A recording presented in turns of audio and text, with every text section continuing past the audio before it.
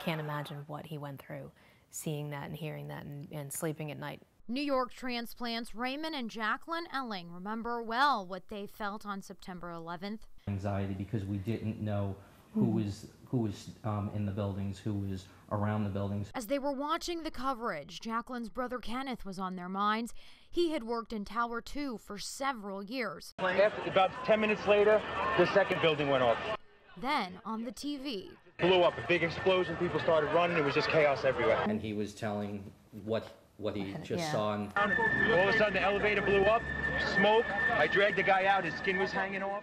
As the years passed, Kenneth did numerous media interviews about his heroic act. He also received a letter from President Bush, but the stress from surviving was too much. He just had a really rough time, though, after that. He was outside witnessing everything that happened. And he had commented about seeing people jumping from the buildings and hearing it, and how it affected him so much. It was such an intense day. In August 2008, Kenneth Johanneman committed suicide. His note said he was depressed post 9/11. They claimed one more life 7 years later.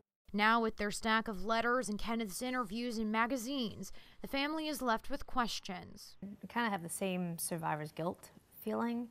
Why almost, we have done more?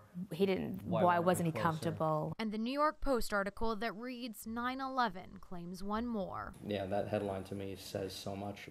The Ellings say they watch broadcast each year of the 9/11 coverage. You talk about it, make sure that, that feeling comes out and that it's not just pushed aside. Not forgetting the nearly 3,000 lives lost that day 11 years ago, and the one life lost 7 years later.